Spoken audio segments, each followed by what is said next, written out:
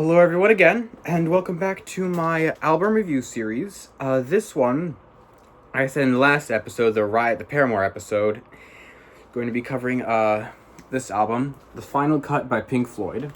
And so, let's get right to it. This is, just like Danger Days, the very first episode, this is another album with kind of a story to it.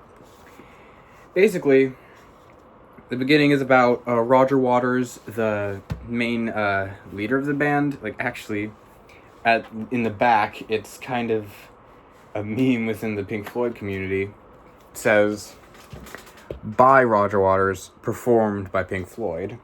And basically, this album was created right after The Wall, and basically Roger was having a lot of tension with David Gilmour, Nick Mason, the rest of the band, Richard Wright, and so this album was basically his solo project, and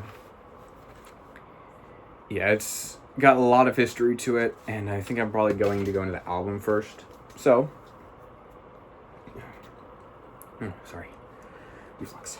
This album originally begins talking about Roger Waters, his death of his father, who was sadly killed in one of the offenses on Italy in World War II, 1944. And I feel bad. I know he's said a lot of stuff in the past, but I still feel bad for his family that he had to go through that. And starting on, probably one of my favorite Pink Floyd songs, probably actually my favorite, is Your Possible Pasts, which is talking directly to a soldier saying, can you just tell me why this is going on? Look at all the other things that we could be doing. Look at all the other lives we could be living. Look at all the other worlds we could be living in. Yeah, this is effectively a reaction piece to the Falklands War. This was originally going to be scrapped songs from the Wall album, the album that came right before this for Pink Floyd, but that idea fell through, and they found out about the Falklands War starting in the Atlantic near South America, and so it turned into more of a scathing critique on war, kind of like how Animals was a scathing critique on money and society. This is war specifically. After that, goes on to One of the Few, and then One of the Tigers broke free, which goes more in depth about what happened to Roger's father. And then,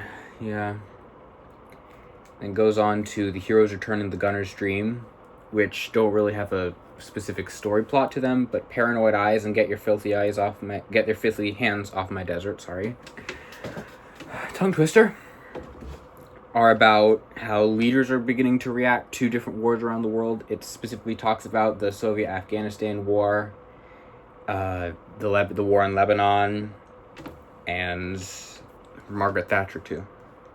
It's Fletcher Memorial Home is talking about how all these leaders are working together, how they're, doing stuff like that.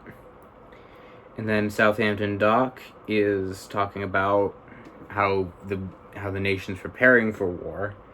Final Cut takes a break from the story and is a huge...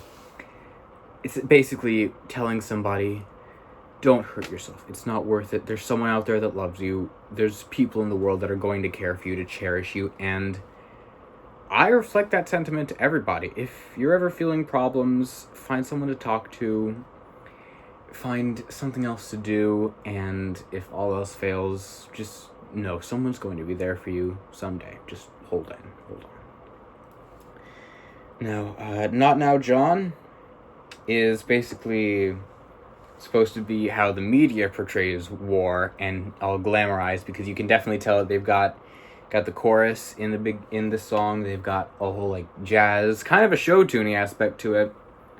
Then Not Now John is only the last one before Two Suns in the Sunset, the tragic ending. Now in this ending, if you can tell by the song, you can tell by the title, it's about a nuclear apocalypse. And everyone in this area is completely annihilated by the atom bomb. And that's the second sun of the sunset. Here's even a lyric about it right here. What was it? The sun is in the east, even though the day is done. 2 suns in the sunset could the human races run.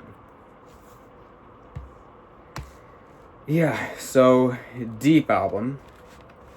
And I know a lot of Pink Floyd fans don't really like it as much, number one, because of Roger himself being such the figure that he is.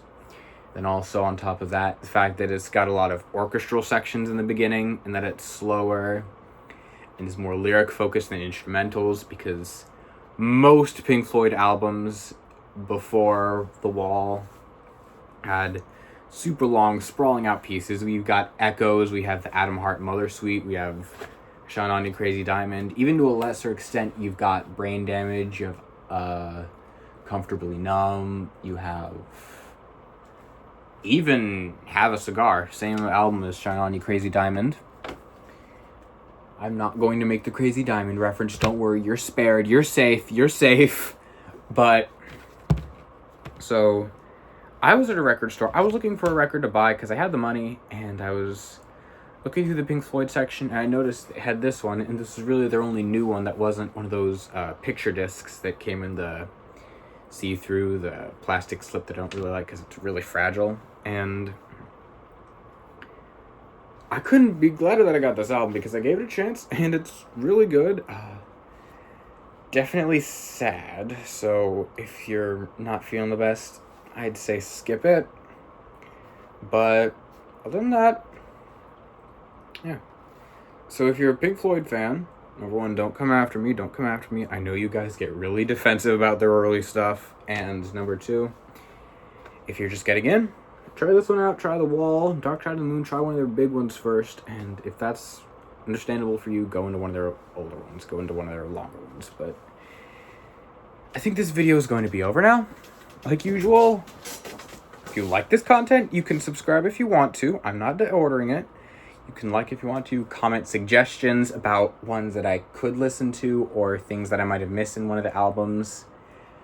Next episode is going to be a very special one because I'm covering a local band that not a lot of people know about outside of my area. So stick around for that. Bye. Thanks for watching me.